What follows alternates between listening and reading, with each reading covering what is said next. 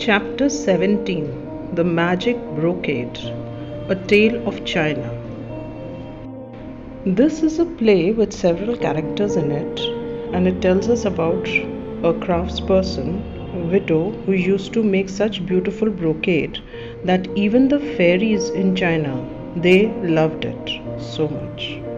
So there are several characters in it. The first character is the narrator, second is the widow, third is Chen, that is the widow's stall keeper, like her son. Fourth is Li En. She's a lady, a fairy lady. And then fifth character is the old woman. So the narrator tells us, once in China there lived an old widow and her son Chen. The widow was known all over for the brocades that she made on her loom. Weaving threads of silver, gold, and colored silk into her cloth, she made pictures of flowers, birds, and animals, so real they seemed almost alive. People said there were no brocades finer than the ones the widow wove. Brocade is on cloth you weave gold, silver threads, or even the other silk threads and make designs out of it. So that is brocade. And she weaved them so beautiful on the loom. Loom is that machine on which the cloth is weaved. So she used to do it so beautifully that even the pictures that she used to weave on them, the flowers and other pictures that she used to weave on the cloth with the thread, used to look so beautiful and real that everyone loved it. One day, the widow took a pile of brocades to the marketplace, where she quickly sold them. Then she went about buying her household needs. All at once, she stopped.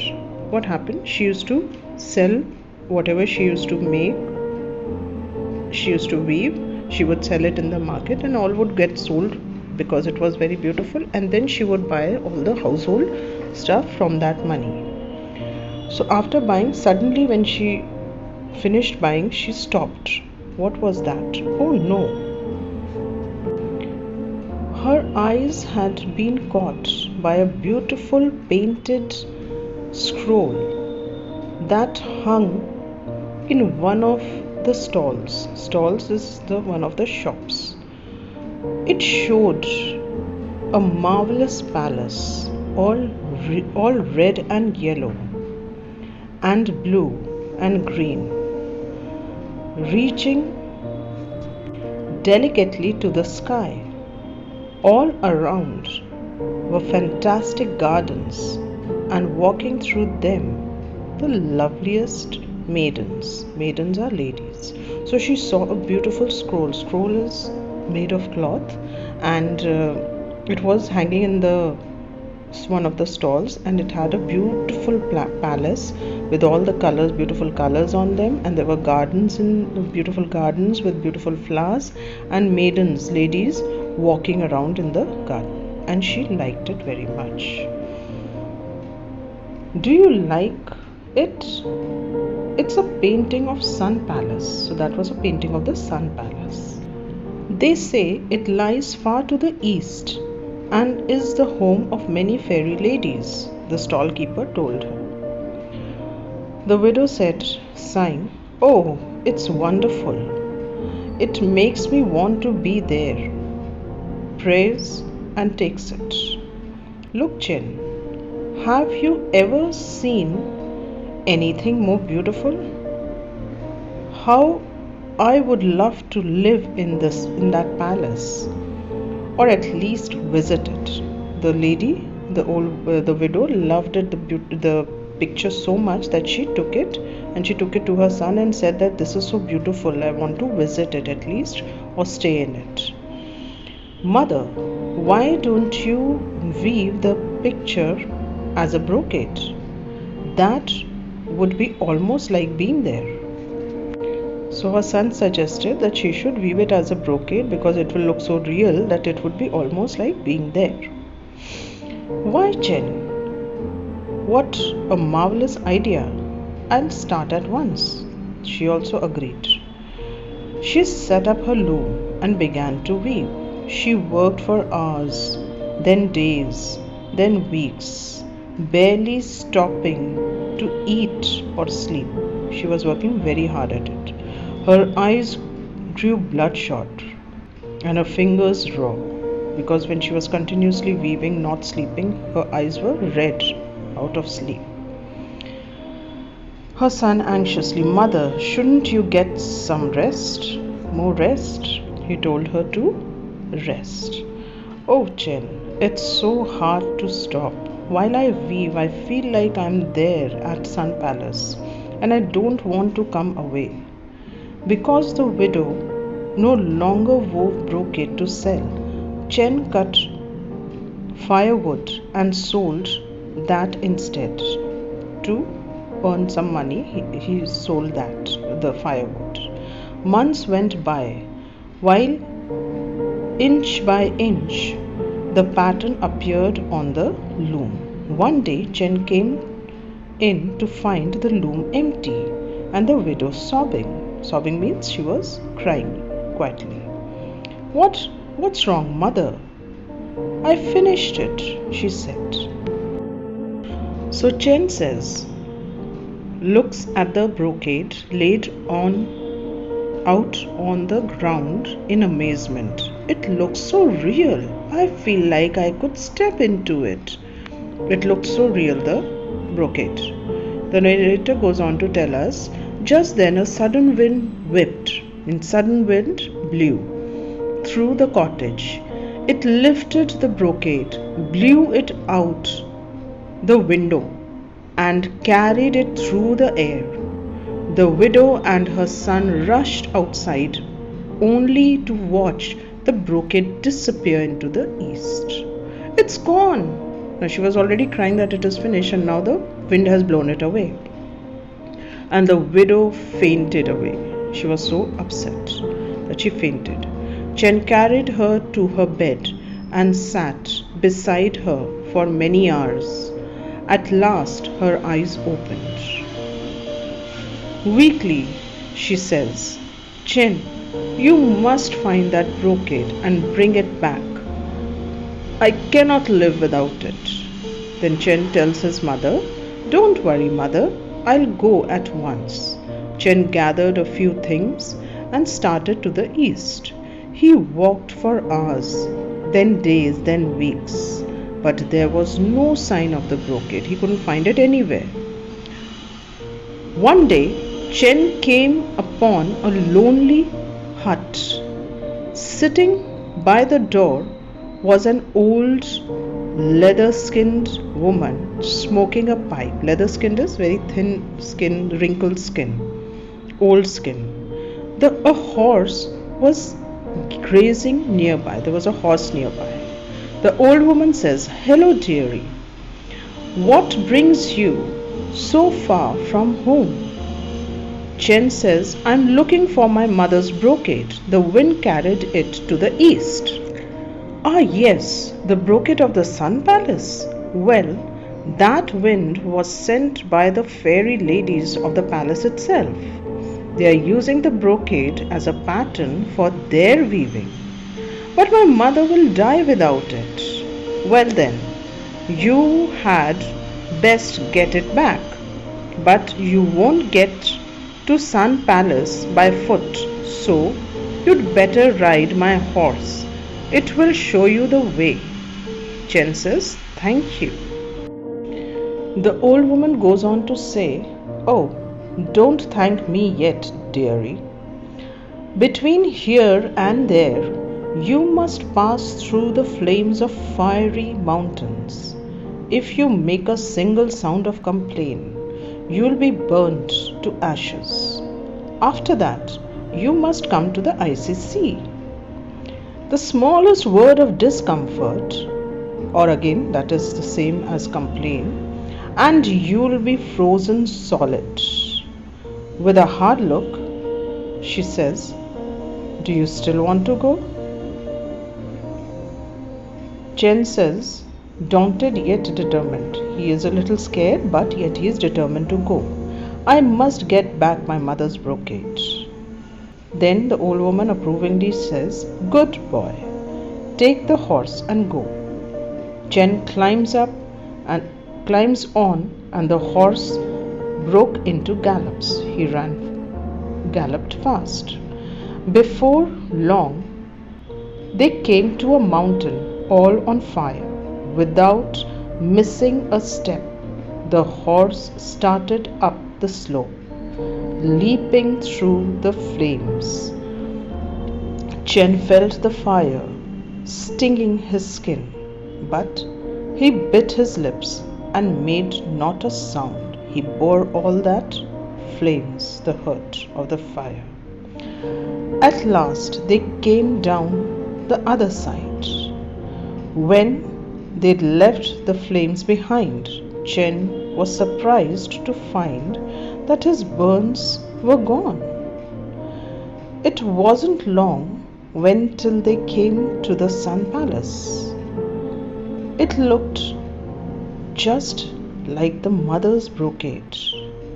He rode to the entrance, sprang from the horse, and rushed into the huge hall. Sitting there at looms were dozens of fairy ladies, who turned to stare at him, then whispered to each other excitedly. On each loom was a copy of his mother's brocade, and the brocade itself hung in the center of the room. A lady near the door rose from her loom to meet him. Her name was Li En. She was also a fairy lady. Graciously, with a lot of grace, "My name is Li En, and I welcome you. You are the first mortal," that means the first human being, "ever to reach our palace. What good fortune brings you here?" The narrator says the fairy was so beautiful that for a moment Chen could only stare at her. She was so beautiful that he only kept looking at her. Lian gazed shyly downward. She also felt shy. "Dear lady, I have come for my mother's brocade." Lian goes on to say, looks up at him in delight. "So you are the widow's son. How we admire that brocade. None of us have been able to match it. We want to keep it here till we can. They wanted to keep the brocade there till we complete it and make it as she has made it, the widow. Chen says, "But I must bring it home or my mother will die." Narrator goes on to say, Lian looked alarmed, surprised, and a flurry of whispers arose in the room. A lot of whispers, everyone started to speak in whispers. She stepped away to speak softly with several others, then returned to Chen. She discussed with the other fairies and then came to Chen. "We surely must not let that happen to her. Only let us keep the brocade for the rest of the day, so we can try to finish out our own. Tomorrow you must take it back with you." She tells him that tomorrow you can take it. Today let us complete whatever we have to. So Chen joyfully or very happily he says, "Thank you, dear lady." The fairies worked busily to finish their brocades. Chen sat near Lian at her loom.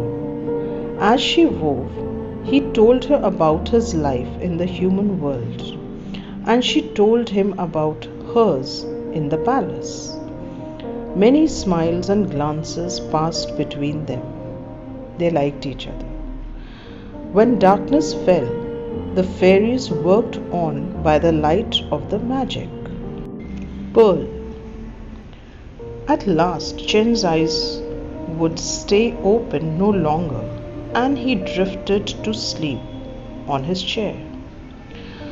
One by one, the fairies finished and left off, and went out of the hall. Lien was the last one there, and it was almost dawn when she was done. She cut her brocade from the loom and held it beside the widow's. Lien sighs, "Mine is good, but the widow's is still better. If only she could come and teach us herself." Then Lien had an idea. With needle and thread, she embroidered a small image onto the widow's brocade, an image of her on the palace steps. She softly said a spell.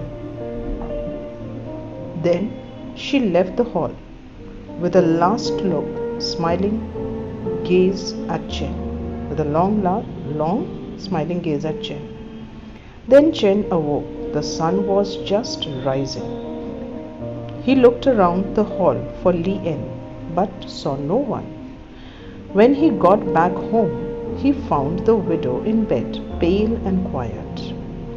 In alarm, suddenly he says, "Mother!" Weakly, mother says, "Chen."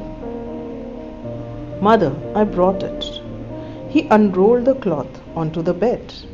"My brocade, full of life now," excited. "Chen, I need more light. Let's take it outside."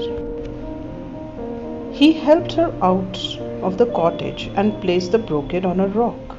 But just then a sudden wind came, and the brocade rose slowly in the air. It stretched as it rose, growing larger and larger, till it filled their view completely. The palace was as large as Chen himself had seen it, the real size of the palace it became, and standing on the steps was the fairy lady Lien, beckoning with her hand, showing the gesture, "Quickly, while the wind still blows, step into the brocade." So due to the magic spell that Lien had spelled on the brocade, it blew, first the wind blew it outside and made it grow large, just as the real size of the palace. And from there, because she had stitched a piece with herself standing at the steps of the palace, she could see, she gestured Chen and his mother to step in as quickly, so that the wind would take them to the real palace. For a moment, Chen was too astounded to move. Astound means surprised to move. Then he took hold of his mother's arm, and together they stepped forward. There was a shimmering, there was a sudden shining, and there they stood before the Sun Palace. So now they were in front of the Sun Palace. So the widow became the teacher to the fairies, and Chen became husband to Lien. And people say there are no brocades finer than the ones they weave at Sun Palace. Why? Because now Chen's mother was teaching the fairies to weave, so the brocades were very, very beautiful, and there were none like them that were woven in the Sun Palace.